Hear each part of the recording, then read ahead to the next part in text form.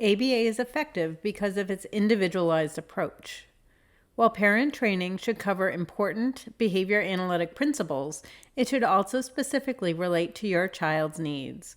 These lessons provide you with the tools you need to understand your child's behavior, teach important skills, and help him succeed in all areas of his life. The BCBA will not train you to become a registered behavior technician, but will teach you many of the basics that the RBTs understand. The primary topics that you will cover in parent training include goals and progress for treatment, basic ABA principles, including interventions for both skill acquisition and behavior reduction, data review and problem solving, and homework. You may feel tempted to start every session with a list of concerns, or maybe you feel that things are fine at home and don't know what to talk about. Either way, avoid focusing on the COD, crisis of the day, and instead focus on learning the fundamentals and staying on track with your treatment plan. Of course, you should discuss a true crisis with your BCBA immediately, but by sticking with the topics listed above, you will continue to expand your understanding of ABA and become more independent in managing crises as they appear. Actively participate in goal development for your child. We will discuss this process in detail in a future lesson, but this is a vital piece of treatment. During each parent training session, discuss current goals, progress towards those goals, relevance of the goals, and any new goals. Cover this information quickly. This part is a simple check-in to make sure treatment progresses as expected. Don't spend hours analyzing the data from the BCBA. That's her job. Let her handle it. What you need to know is whether progress is on track or not. If it is, great, move on. If not, talk about what obstacles prevent the progress you expected. As goals become mastered, work with the BCBA to determine how best to help your child use these skills at home. Identify new goals as your child's skills and behavior improve, but avoid the temptation to continually add new goals.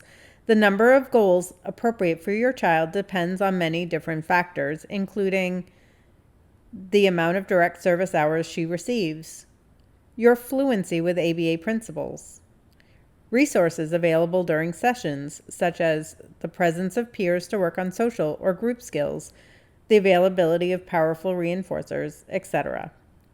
Type of skills being taught, for example, concrete versus abstract, or simple versus complex. Your child's own rate of skill acquisition, and the degree to which your child's maladaptive behavior interfere with the skill acquisition programs. As you will see in future lessons, ABA provides a unique way of looking at behavior. Every parent training session should include ABA strategies and interventions for you to practice at home. Building these skills allows you to expose your child to ABA treatment even when he's not in services. This magnifies the benefits of ABA services and leads to far greater success. Take the time to learn the interventions used during ABA therapy. These interventions should address both skill acquisition and behavior reduction needs. It might feel either overwhelming or unnecessary at first, but interventions are the key to success. No matter who collects the data, set aside some time during each parent training session to review recent data. Look for trends or changes in the direction of the data.